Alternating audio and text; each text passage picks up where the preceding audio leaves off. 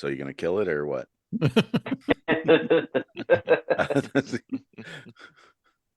So that'll do it for this episode of the Bust Tim's Balls Movie Club. Thank you guys for watching. Ladies and gentlemen, welcome to the BTB Movie Club podcast. My name is Brian Larson. We hope you enjoyed today's movie discussion. Thank you for listening. All right, ladies and gentlemen, welcome to the BTB Movie Club. My name is Tim Larson. I'm here with some friends to talk about movies. We are on movie number 199. That's a 199er. We're here to talk about Fight Club today. Brian's pick was the 1999 David Fincher cult classic Fight Club, off the theme of a movie that a movie club should have seen before. And so one question I have for you, Brian, as you do this, you can address this early or later. Give us a reason why you picked this as a movie that a movie club should have seen by now. The show is yours, Brian. Take it away.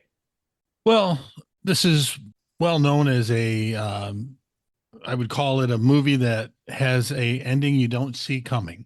And it's pretty well known for that. And anyone who has seen it, talking to somebody who hasn't seen it, is always saying things like, you've got to see this movie.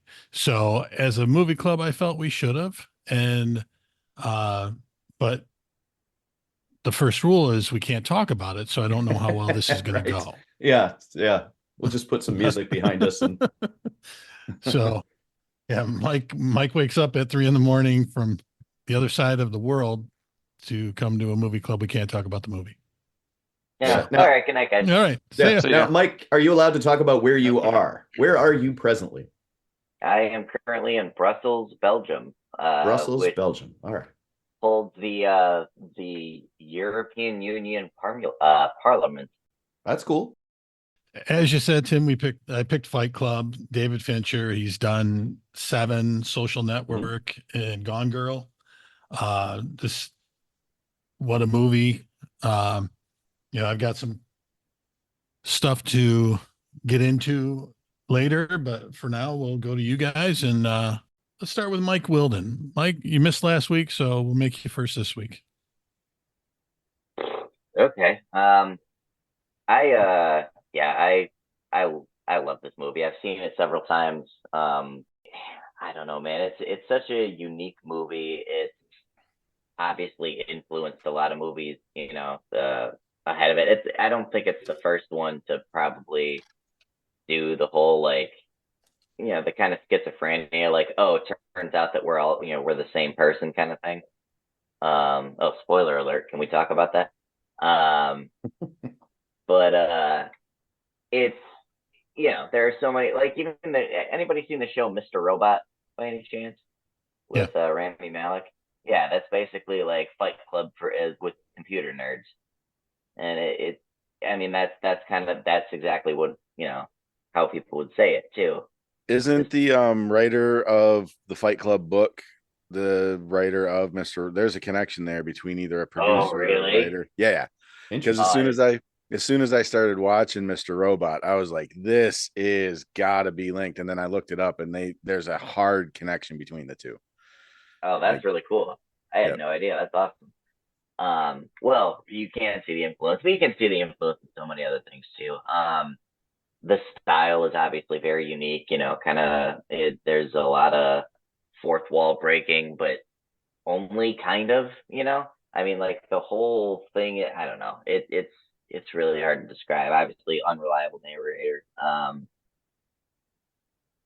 Yeah, I mean, the writing's great. The acting is fantastic. All three of the main leads, I think, are just wonderful in this. Um, it's a very artsy movie, and obviously one that makes you think. You have to watch more than once. I mean, I remember the first time I ever watched this a really long time ago. Just, it kind of blew my mind, as it's supposed to. And ever since then, anytime I watch it, I always try and pick out other things. Like, oh, okay, there's a clue. Oh, there's something. Oh, they never actually address Edward Norton by name. And those kinds of things. And I'd be interested to watch it with somebody that had never seen it before at some point to see if they figure it out before the movie reveals it to them. Because there are clues along the way, but they're all very, very subtle. Um, yeah, I don't know. I mean, the theme of this movie. There's so many things to like about this. I'm gonna not go too much, I guess, into it. Let you guys add it. I will ask a question to the group though. Um, did this genuinely kind of just so did Edward Norton's character invent the name Tyler Durden, or was he Tyler Durden the whole time and just couldn't remember his name because he was stuck in this flow of just the same thing? Anybody want to take a stab at this, or It's all guessing. It's really just guessing. Yeah. I'm going to say he made up the name.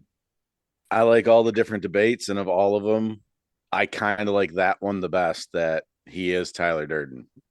That was his name all along. That's how he introduced himself when he was, unconscious or whatever, sleepwalking, split, whatever it is. But I like that one. I don't like. Well, I mean, it's as good as any, but the one where he's reading the manuscripts and he's Jack. I'm Jack's, upset Yeah. tummy and stuff like that. Yeah. But I actually kind of dig just calling him the narrator too when referring to him. Oh yeah. and that's what they call him on IMDb. Because I went to look some stuff up beforehand, and under Edward Norton it says narrator, and then I started thinking about it. Like you said, they never call him a name. It was Rupert or whatever. Bryce, I think, was the other one he put on name tags for the support groups. Yeah. But yeah, that's I didn't even think about it. So Oh yeah. Interesting thought. It's really, I don't know. Obviously, it just makes you think about a lot of things in different ways because the Brad Pitt side of Tyler Durden, or however you want to say that, has a lot of obviously like intense views, and then some like there are a lot of times where it's like, oh, like he kind of makes a pretty good point here. The part where he's got the convenience store clerk at gunpoint and tells him, hey, you got to go become a veterinarian, and if you're not on your way in 6 weeks you're dead. And then they're like, oh, what the hell was that? He's like, tomorrow his breakfast is going to taste better than any of you or I've ever had. It's like, oh wow, that okay, he's a good guy, he's doing some extreme things, but it's for it's for good purposes. But you get far enough and it's like, yeah, maybe blowing up a whole bunch of buildings isn't maybe like the good guy, but then there's still the debate of like, well, is it it's a movie that makes you think. It's a movie you can debate who's right and who's wrong, and obviously there's the twist that they're the same person. It's just, I'd say this movie is just a work of art. It's genius. I'm gonna stop there. But even with the blowing up the building, which is horrible, he made it clear that all the doormen, all the security guards, all the cleaning people are with us, and they're out. And they made sure the building's clear. Nobody's in the buildings. Obviously a couple people are going to slip through, somebody banging their secretary on the 39th floor or whatever.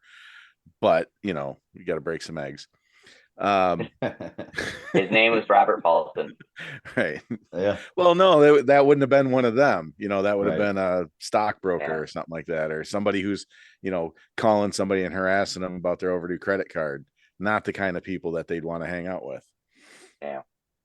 But yeah, exactly. Well, exactly. It's like,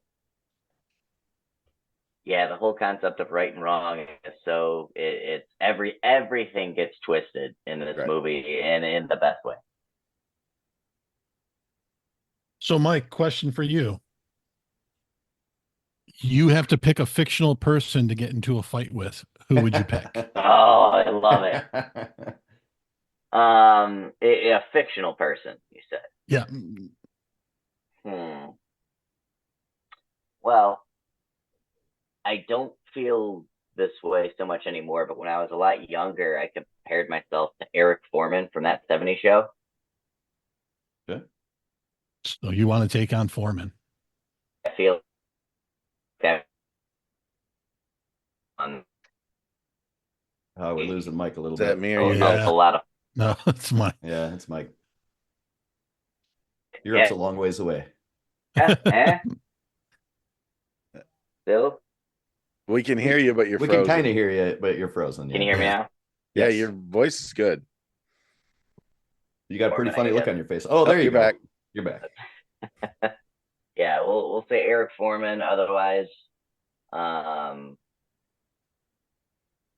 yeah, that's probably. I mean, that's the one that's past. It's 3 a.m. for me. And I Yeah. like that answer a lot, Mike, just because of like where you are. And so, like, I'm assuming you haven't been like extensively boxing or training or doing any kind of martial arts or anything. So, Correct. and if you were to go hardcore for 6-7 months or whatever, then that might change. Yeah, I want to test my jujitsu against, whatever. But I think that's like, who do I think I match up with right now? Or like, who would be an easy win? Who's gonna like? I'm not gonna go for like Abe Lincoln because he's got the reach or anything. I'm gonna like, Yeah, he'd probably kick my ass. He was really tall. yeah, and to be fair, I don't know if it would necessarily be easy. It would just be a little more even, at least, probably earlier. But yeah, I mean, if I was gonna get my ass kicked by a fictional character, I mean, let's go all in and do like a Rocky or something. Like, all right, well, let's see what this feels like. Let's just go all in. I mean, if we're gonna lose, we're gonna lose. If we're doing that theme, then I like that idea. All right, Tim, talk to me about Fight Club. Yeah, just great movie. What's interesting is 1999 is also the year that The Sixth Sense comes out, right? So those are two of the biggest sort of twist reveals that I remember in movies, where you're just like, son of a bitch, I didn't even see that coming. Like, these are two really famous movies for that happened to come out in the same year. And I think that's a really interesting thing. Fincher is just an interesting guy. He got his career started directing music videos. I don't know if you guys looked up or know that about him, but a whole bunch of mid 80s to late 80s really fun songs. And I remember watching the videos, learning later on while breaking down these movies that he directed a shit ton of them is really cool. First time I saw this, I was totally sold. I had no idea at all. And so, like Mike is saying, it's fun to watch it and see things and think about them differently. Like the scene where the guy who owns the building comes down and they're gonna tough guy and strong arm him, and Brad Pitt's just taking shot after shot and laughing. And what I'm thinking watching it around this time is, was that Ed Norton doing that? You know what I mean? Like, Ooh, the scene probably happened, but wasn't it the actual guy that's, the narrator that actually did it? And that's where he's getting all the, like the street cred from all of his guys for doing that. well, absolutely it is. Yeah. All the Yeah. fights that were, but what I like in this particular fight that you're talking about, Tim, and you talking about, was it the narrator or was it Tyler Durden? In my mind, it was definitely Tyler going through that process. And that was one of the first times, like, Edward Norton, and if you think about it as like a split personality, Yeah. wanted to come back in so he could rationalize what was going on. And Tyler Durden, that's the first time he gives him the I got this, I know exactly what I'm doing, don't take over and get soft on me, Right. because I'm gonna win, I know what I'm doing. So like, that's fighting Lou. Come on, Lou. Yeah. Let us have the basement, Lou. Yeah. Yeah. I had a thought there for a minute. Oh, nope, it's gone. I don't keep thoughts anymore. Apparently, they just leave. So I'll just move on. this is a very Gen X sort of themed movie. It's Fincher called it a coming of age story, but it's not like a teenage coming of age story. It's getting into adulthood and realizing that it is not what was advertised.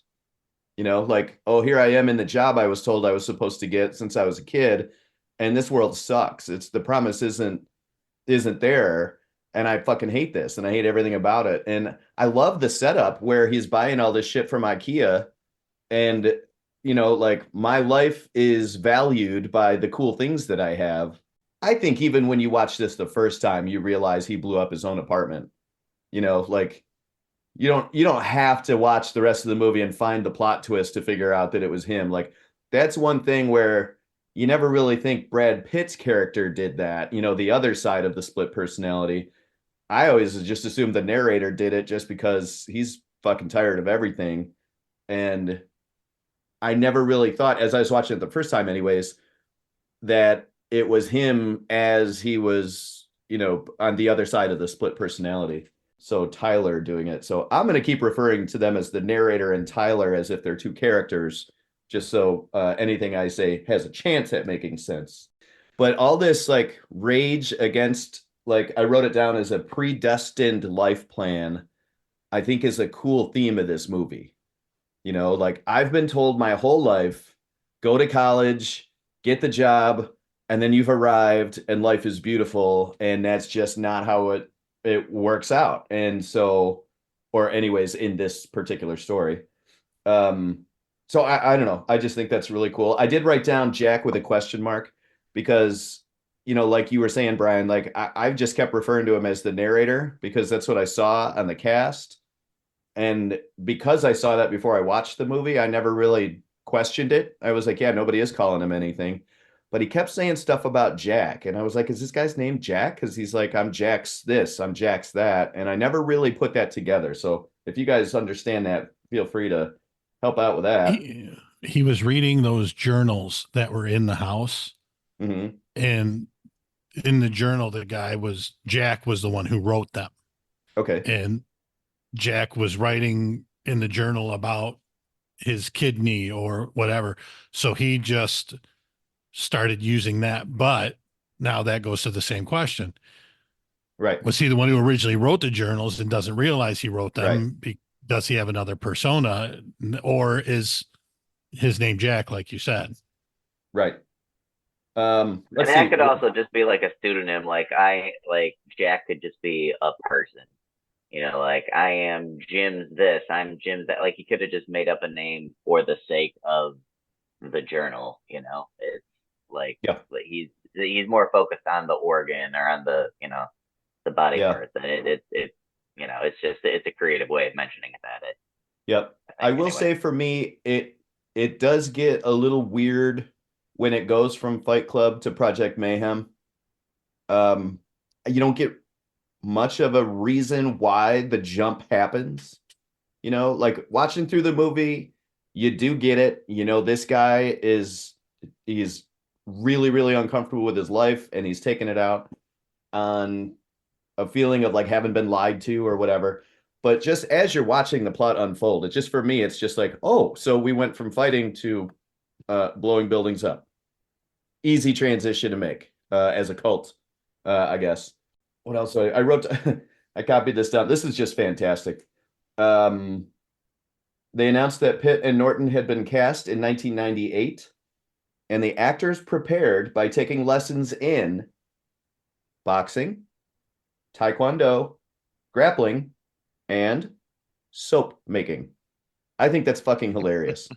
I think, like, they named these three badass things, and they also took classes in how to make soap.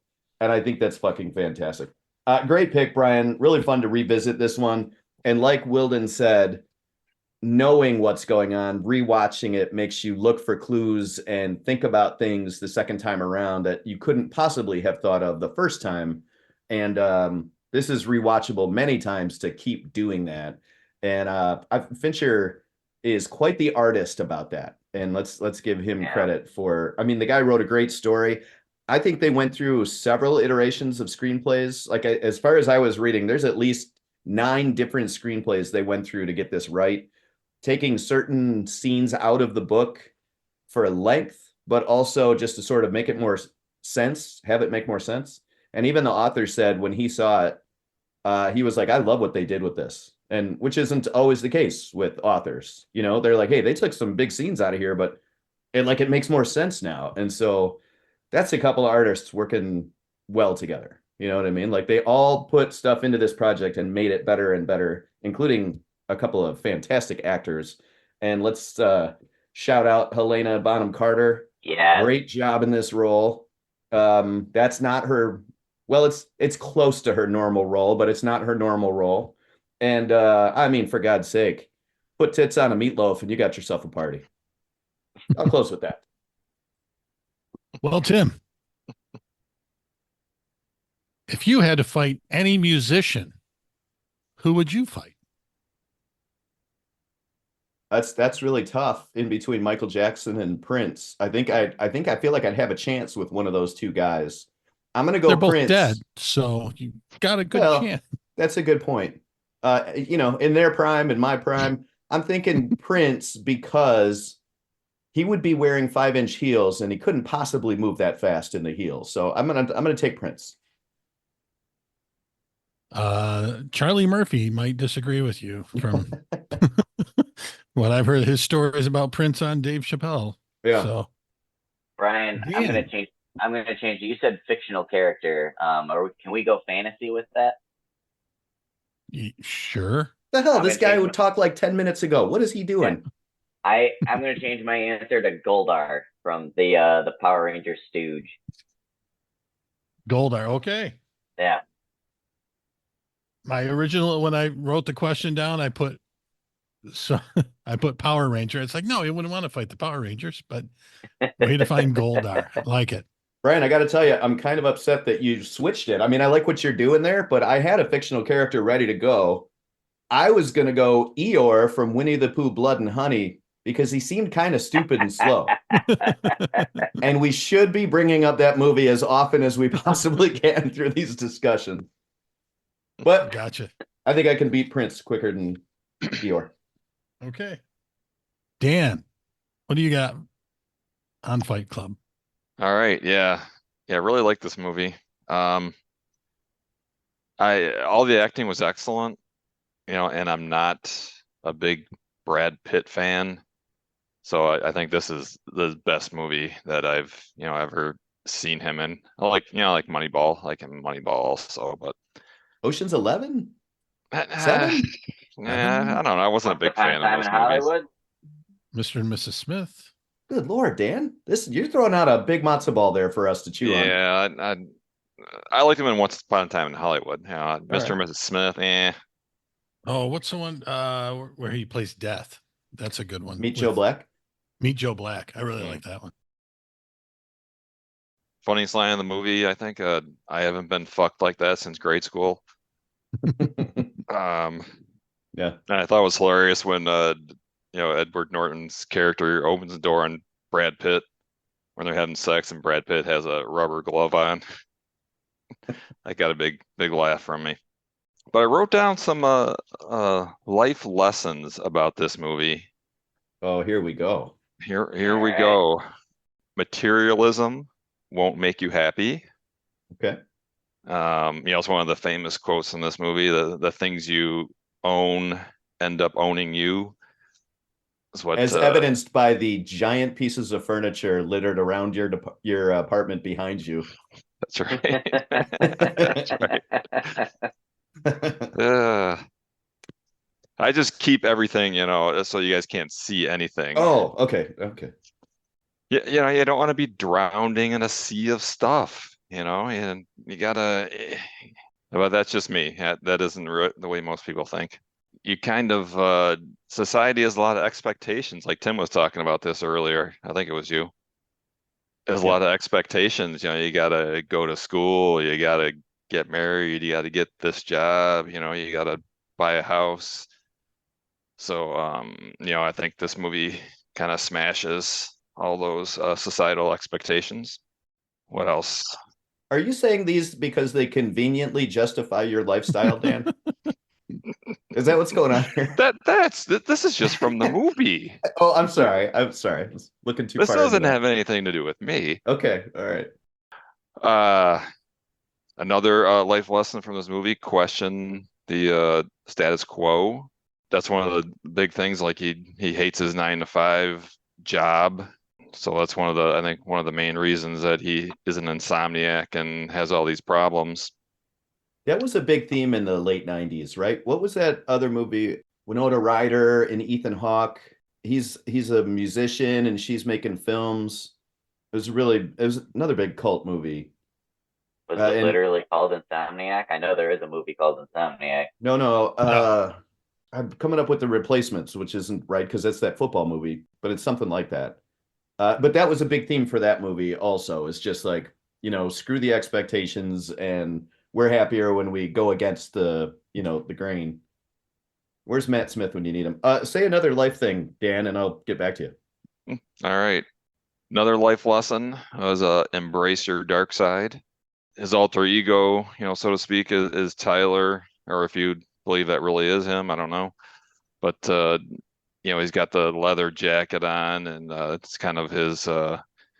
He wants to be like him. There was I read this. It's kind of funny. The writer of the book, he got the idea for this book. He was camping and he went and complained to people next to him about the noise, and he got beat up by the people. And then he went into work, that following week, and nobody said anything about his injuries. They were.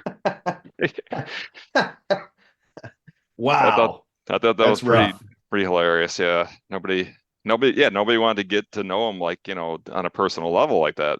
Just ignore his, bloodied up face and everything. And hey, how was your weekend? You get all that kind of crap when you go to work. But those are some of my life lessons from this movie. This is the type of movie that you watch it once and you're kind of blown away by the twist at the end there. So then you want to watch it again to see if you see clues throughout the movie of what's going to happen. And there's several.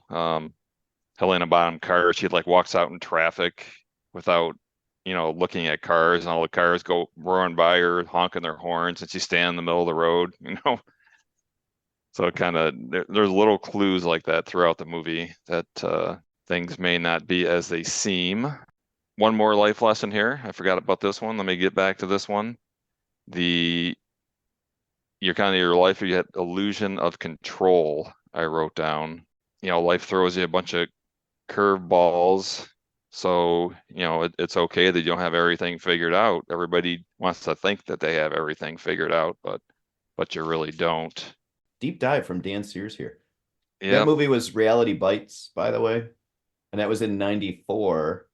And a small little coincidence, they had talked about casting Janine Garofalo, who's in that movie Reality Bites, in the part of Marla, and somebody said that now she's just not gritty enough. Like she's not. Like Helena Bonham Carter is just so good in this role. Like, yeah, I couldn't think of anyone else. However much time they spent casting that, like they nailed casting for this movie. Yeah, I heard they also wanted Reese Witherspoon, and I'm like, she's too much of a goody two shoes. Yeah, and she was too young at the time. Like they were like, that's gross. Yeah, yep. Which, by the way, not every movie maker comes up with. That's gross, as we have seen quite a few times in this movie group. I was gonna say who was the one that was that wanted Reese Witherspoon in that case, and yeah. And I thought Milo was great, and he at the beginning when he goes to that support group and he grabs him and smashes him into his man boobs, and he's crying. I thought that was hilarious. Meatloaf was excellent, but that's it. Good pick. I've always enjoyed this movie, and it was good to go back and see it again. All right, Dan, my question for you. If you had to pick a fight with someone and lose that fight, who would you pick as a fictional character? Oh, a fictional character. Yeah, we're going to go fictional. Oh, okay. I had somebody in mind, a real person. I was thinking Steve Eiserman. I would never want to beat up Steve Eiserman. But a fictional character that I would want to lose a fight to. I like the fact you think you could beat up Steve Eiserman, but Wow. I guess a fictional character I would not want to beat up would be Harry Potter. Okay. All right. We go with Harry Potter. Harry Potter's whooping your ass. Okay. Yep. Aaron, give me your thoughts on Fight Club. yes, sir, Brian. Once, like everybody said, I've seen this. Didn't see it in the theaters. I know you guys have already brought up some other movies. It made me look up some other things though, just for dates. Both The Usual Suspects and Seven, huge twist movies, came out in '95. I remember, I believe Brian was one of the people that I said this to. If we watch this movie talking about The Usual Suspects, we're going to watch it twice. Is that accurate? Yes, Because you and I at college. my son and a couple other people have done that. I was like, all right, if we're going to sit down and watch this, have 4 hours because we're going to watch it twice. Because it's one of those ones very similar to this. And I think Fight Club does a better job of doing it, of actually giving you the clues and seeing things, where in The Usual Suspects, it's all kind of hidden. And then they reveal it as like things you missed or you weren't privy to, but it was in the room. There's no way you could have noticed it. So like The Usual Suspects, love Fight Club, and I've seen it many times. Going at these movies in different ways, especially the ones that I've seen a lot. This one, because right at the start, one of the first lines out of Ed Norton's mouth after the gun comes out is the gun clean? So I was like, okay, how I'm going to go about this is like cool one-liners, or like just a series of quotes, or things that stand out, kind of like what Dan was doing, given his epiphanies about how to live life from Fight Club. But like, so my first one, so I went back, I'm like, all right, I had thought of it when I was watching it on Hulu, and then I got that first commercial, and then I went and rented it, and I'm like, okay, here we go, now I can, so it was the first thing I wrote down. I love the line, everything after a while becomes a copy of a copy of a copy. And for teachers or people who have reused the same flyer or document or whatever, you completely understand what that means. Every time you photocopy, so it's like this, worksheet or whatever that I've been using for 8 years.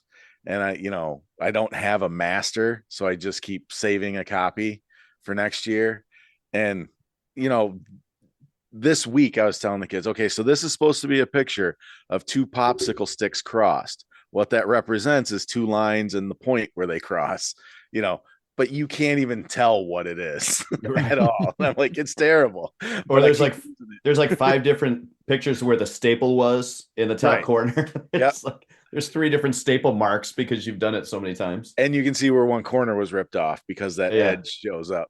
But yeah, so a copy of a copy of a copy, your days become that way, whatever. When he's talking about his apartment and how, I had a very respectable wardrobe and I was almost complete, with buying the furniture from IKEA.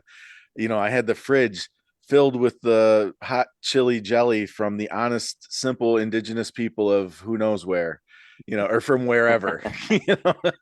So it's like he loses the honesty, right? The heartfeltness right at the end.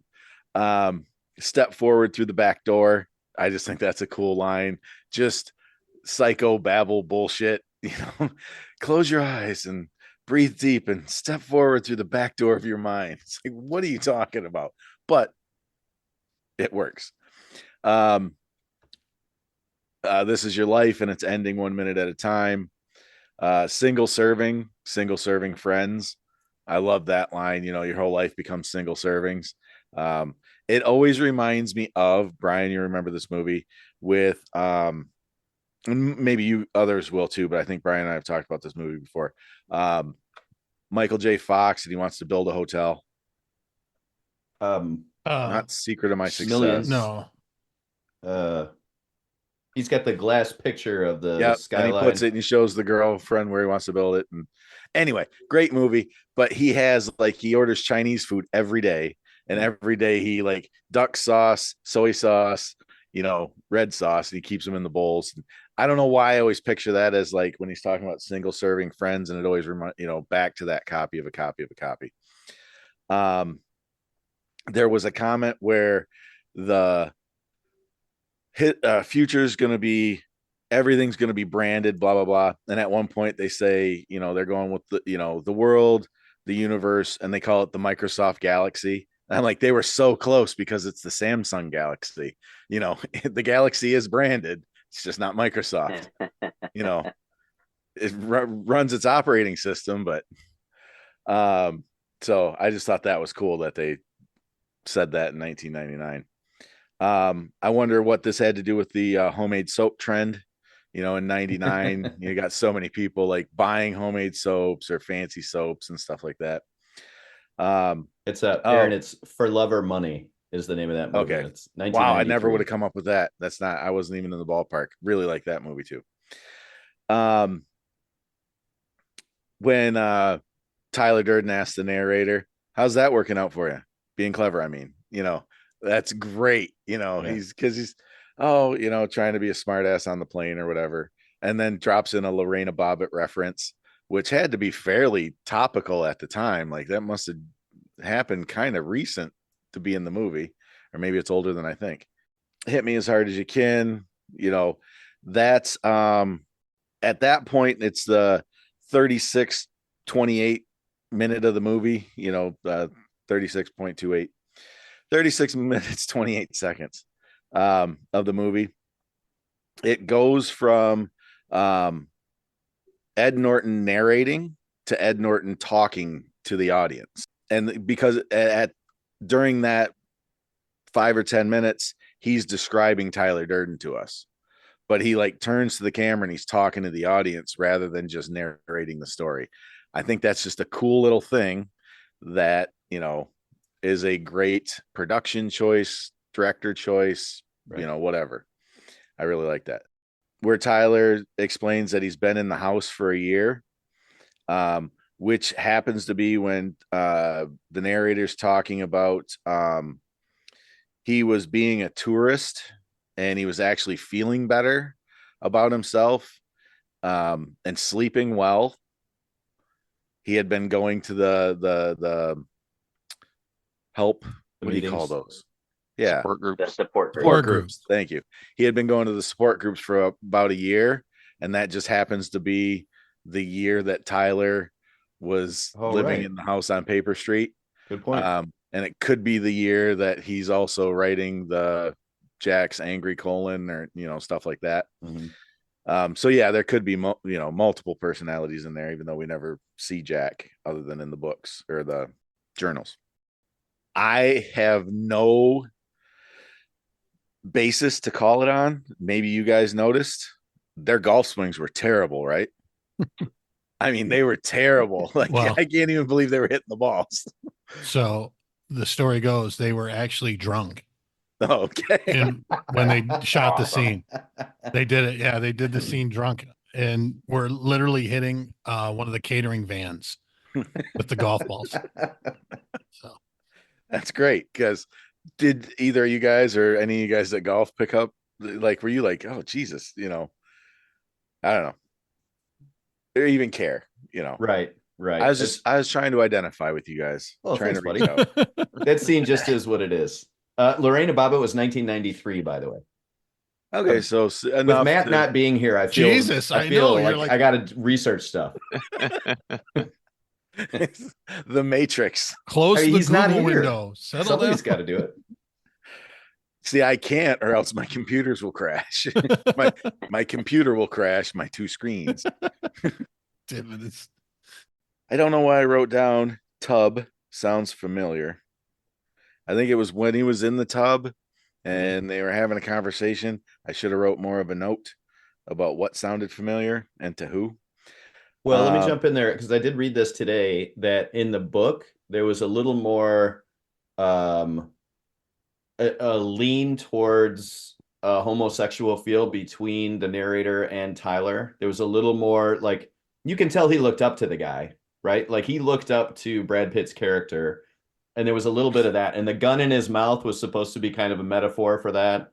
And that scene where he's in the tub and he's in there and they're kind of talking back and forth is supposed to be, Fincher put a little hint to that, which was more prevalent in the book. So there's Okay. that. Whoa. So I wasn't saying it sounded familiar to me. I wasn't saying anything about that scene. You was don't have to familiar to defend me, yourself. Tim. That's fine. No, that's fine. You are who you No, are. That's what this movie's all about. Yeah, You are who you we're are. all good. I put when I said Tyler, damn it. And I don't think I was drinking. Tyler won, the narrator lost. And then when were they fighting? But anyway, he said sometimes he speaks for me. So it had to be in Lou's basement.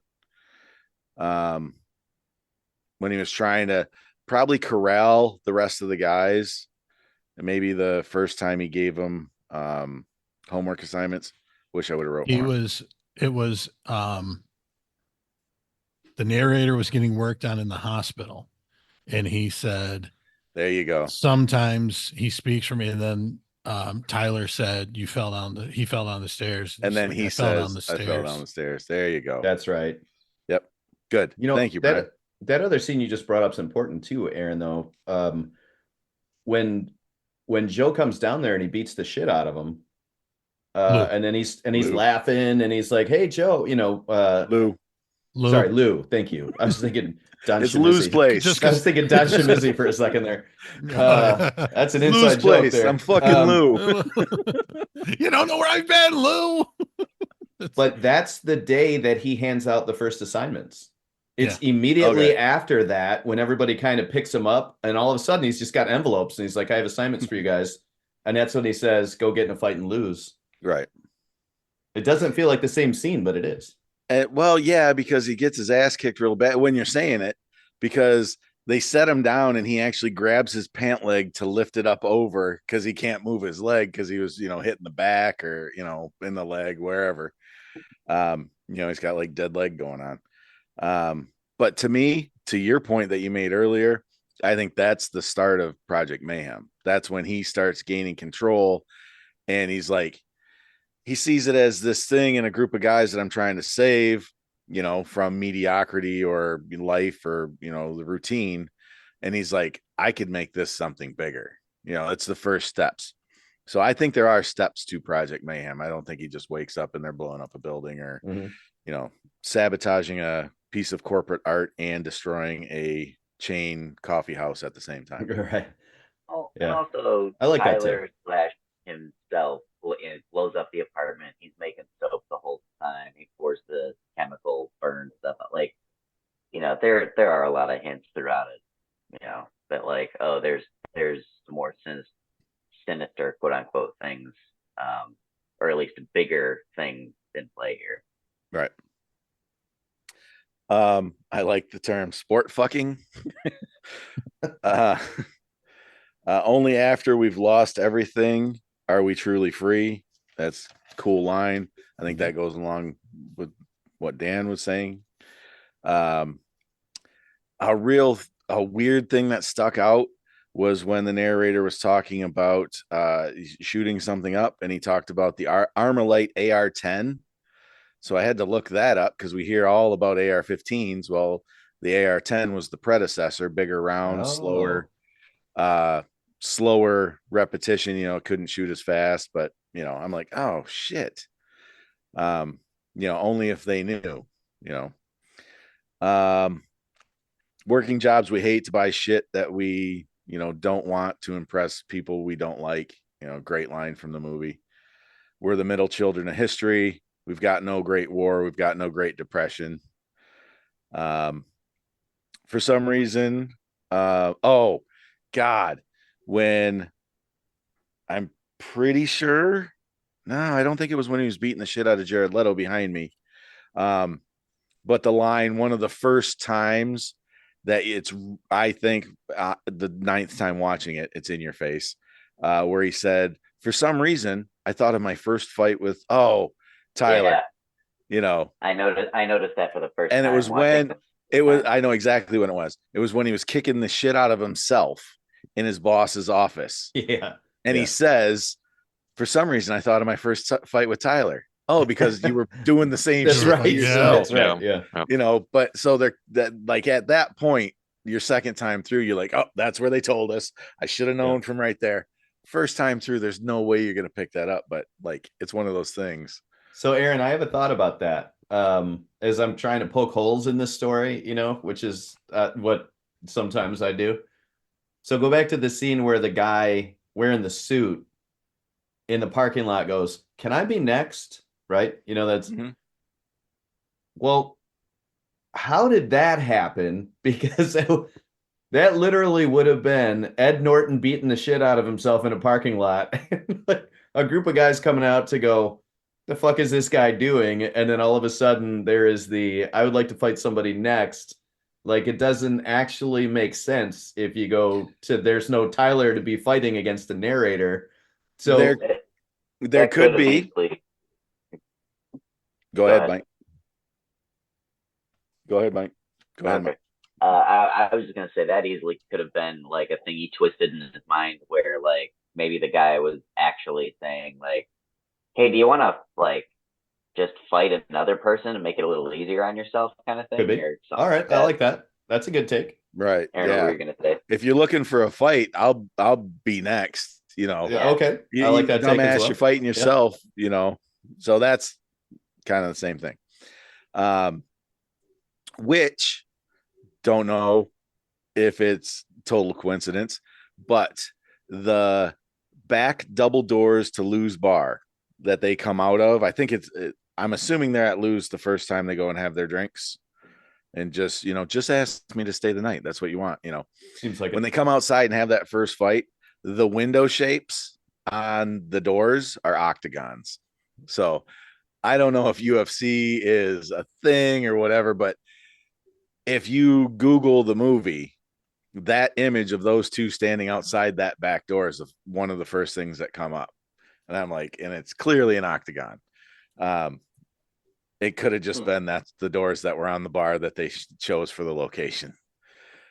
That's fun though. It is fun. TV and some of the things. This one I didn't think held up. They were up on the roofs breaking off people's TV antennas. Nobody has those anymore. They were going through the lack of a better term, Hollywood Video with the giant magnets, erasing all the VHS tapes. Nobody would get nobody would even understand what they were doing. Like, what are they doing? Are they are they ironing the movies or what the hell's going on? Homework assigned, human sacrifice. I don't know what I write though.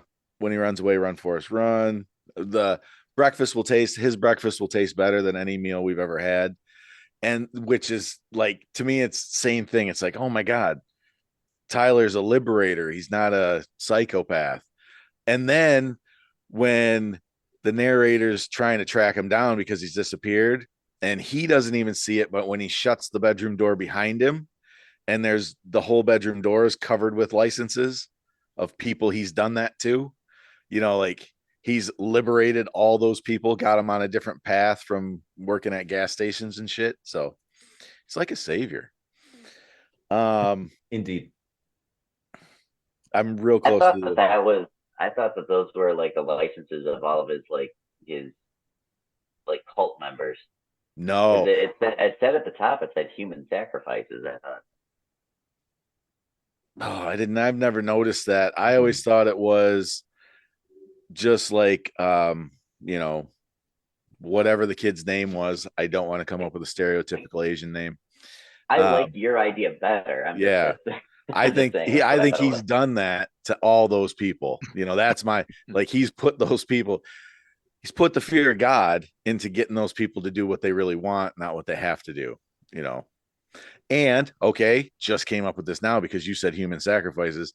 He told them, you know, basically, shit. I had a good phrase for it. You know, those people are they're sacrificing their old way of life. It wasn't that. I had a better phrase, but it had to do with sacrifice. But I do like it. Oh, they have to make a sacrifice.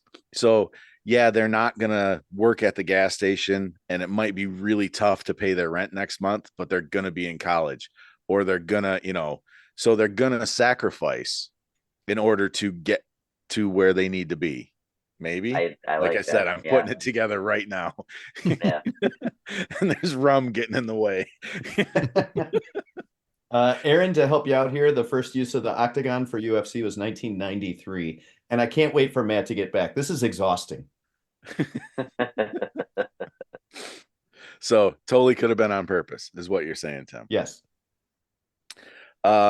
Forget what you think you know. Great line and very important. What you think you know isn't what has been going on for probably 2 years of this guy's life.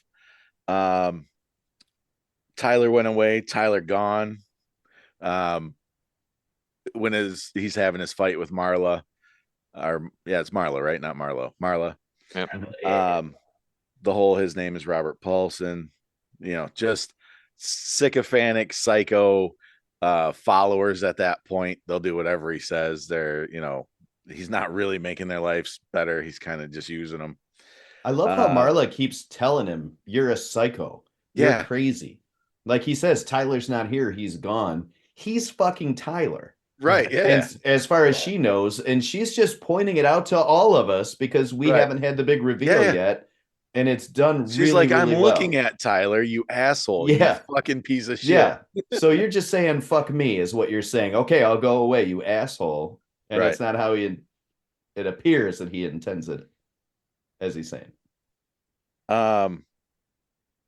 Shit, it was towards the end, so it's not when he was fighting Lou.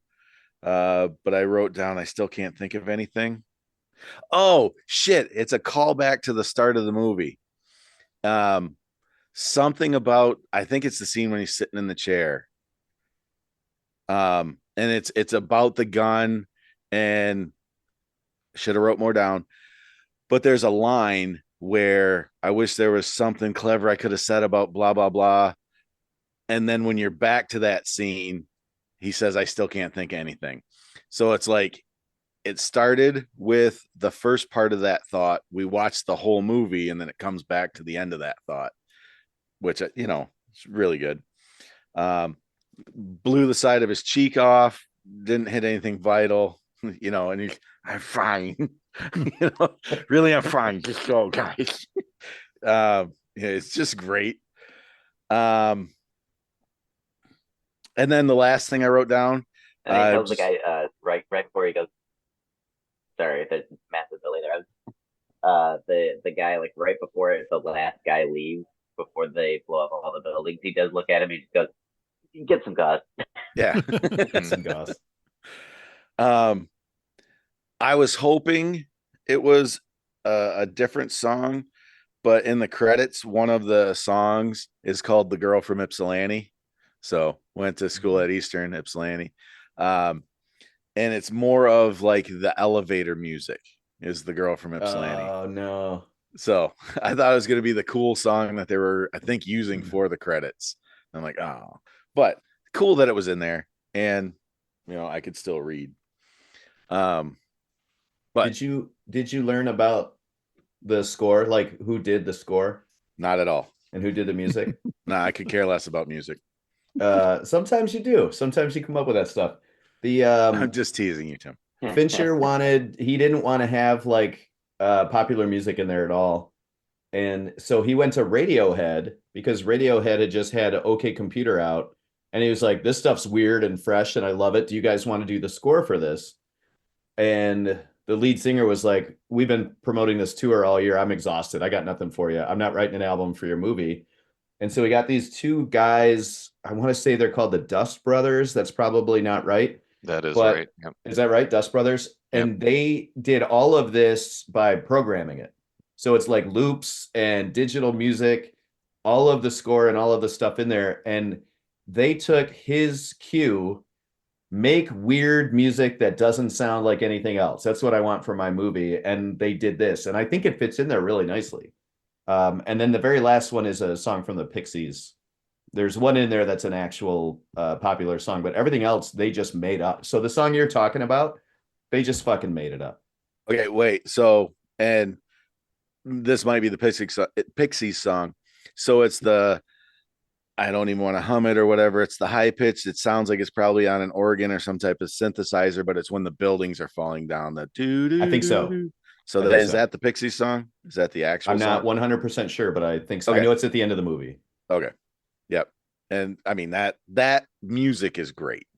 Mhm. So I'm done, Brian. Thank you. Good movie. I'm glad you made me watch it again. If you want me to watch it again, I will. Just tell me. Okay. Aaron, my question for you is You. what support group?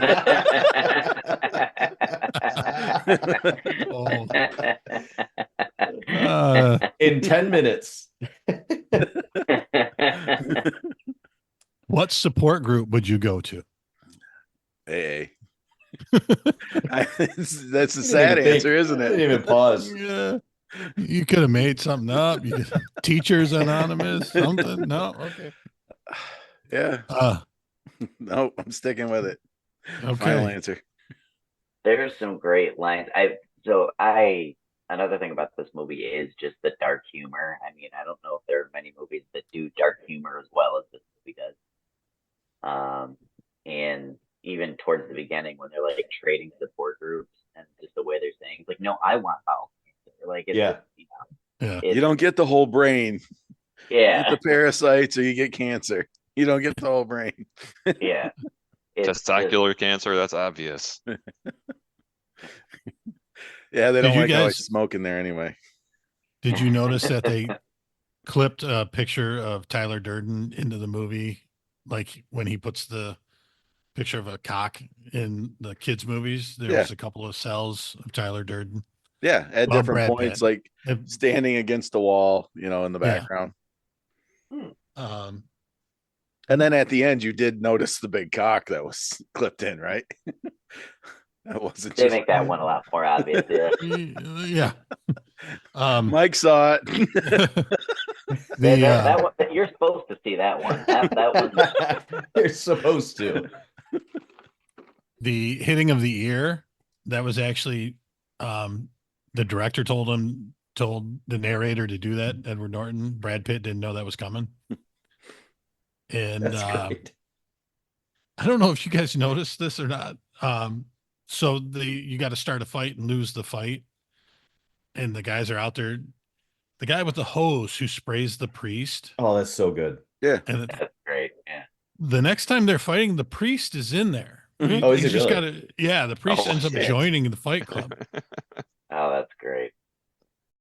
Funny story about this movie and Jared Leto.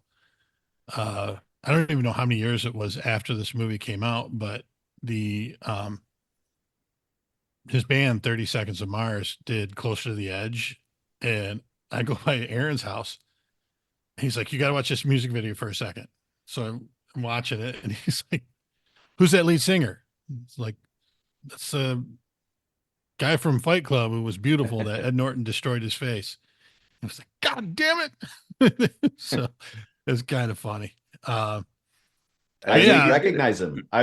This may make me stupid, but I didn't know that was Jared Leto. I saw it and then I looked at the cast list after and I was like, God damn it, how did I not notice that?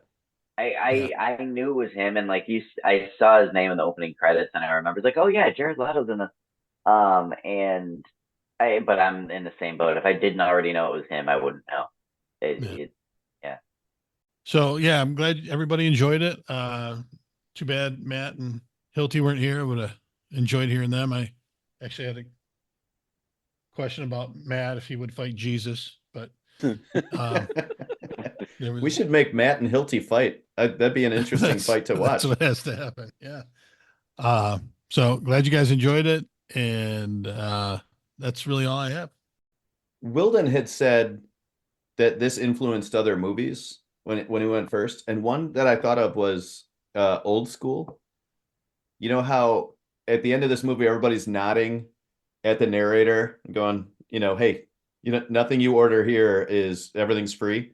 That's what happens with The Godfather in Old School. Like it's the exact same thing, right? If you don't have to pay for anything here. And he's out with that girl. She's like, why is everybody talking to you like that? And he's like, it's nothing. You don't need to know about it. I mean, it's the exact same scene. Right. So I got another question. And not going to give away too much, but is this twist ending better than Ed Norton in Primal Fear? I've never seen that. For those movie. who've I've never seen Primal Fear. Fear. Oh God. Well, I know what You we're guys picking might now. make me change my pick for tonight. Jesus, how have you not seen that? Mike, have you seen Primal Fear? I haven't. Oh my God. I don't think so. Where's Hilty when you need him? Right. I know he's seen it. Well, that question went over great. That wasn't one I was thinking of. But like, you know, just these great twist movies. With Brad Pitt having done 7 just before this with the same director, right? Right. Yep. And then Ed Norton he's doing done that like, one. I'm like, both these guys knew what they were in for. Like they had practiced, you know? Yeah. Yeah. He also did Benjamin Button with Brad Pitt. He did a few with Brad. Yeah, I just meant like the crazy twist. Oh yeah, you know, yeah. Crazy twist movie. Yep. So All right, guys, here is a moment. We have made it through 199 movies, and Aaron has known for a while that this is his pick. So he's been sitting on this beauty like a mother hen sitting on an egg, waiting for it to hatch. Aaron, what will be the 200th movie we will watch as the BTB Movie Club? I did try to pass this honor, pressure-filled moment off to Tim. Mm-hmm. Didn't feel I was deserving. He shot me down. That's right. So now he gets what he deserves. Where we go one, we go all. Okay. Brian's laughing because he knows. All right. The movie I'm going to pick. It was a novel written in 1829, so almost 200 years old. It's still considered, probably even more so, a masterpiece of American literature. It's been made into a movie 3 times. In 1920, it was considered the first time it was made into a movie was 1920, and that movie is now considered one of the best silent films ever made. It was remade in 1936 and is considered the best movie Randolph Scott has ever acted in. And then it was made for the 3rd time in 1992, which it gained high praise for its cinematography, its music, and performances from all of the leads in the movie. It's a movie I've never seen, but have thought of more than any other single movie, over the last 25 years. It's considered too violent for anybody under the age of 14 to view. Some consider it a must-watch piece of cinematic history, and others consider it grossly overrated, which I think makes it wonderful for this group. The movie we're going to watch in the Bust Tim's Balls movie group is The Last of the Mohicans. Excellent. Ooh. Which year are we watching? 1992. The Daniel Day-Lewis. This is so quotable. This movie is so quotable. It's got one major quote. And if you look, you will find it. You will. Stay alive. You will find it. He told me 2 months ago he was going to do this. I didn't care what the topic was going to be, but it fits. This is a movie. It absolutely fits. And I'm going to tell you, I knew what this movie was 25 seconds before you announced it because Brian was laughing his ass off as you were explaining it. I was like, I got it. I know what he's doing here. So none of the other stuff like about the book or the other Nope. movies that, okay. Nope. You did a great job. Brian gave it away. That's fine. I figured he would have told you when you were golfing. Yeah. Nope. Ah, that's great. Last of the Kept the Mohicans. So there is obviously an inside joke about this, and we'll be happy to relive that next time. we'll wait until you guys have watched the movie. Yeah, that'll be good with anybody else who makes it too. Yeah. That'll do it for this episode of the BTB Movie Club podcast. Thank you, as always, for listening. We know we enjoyed ourselves, and we hope you did too. Have yourself a great week. We are partnered with the SPDM Crew Podcasting Network.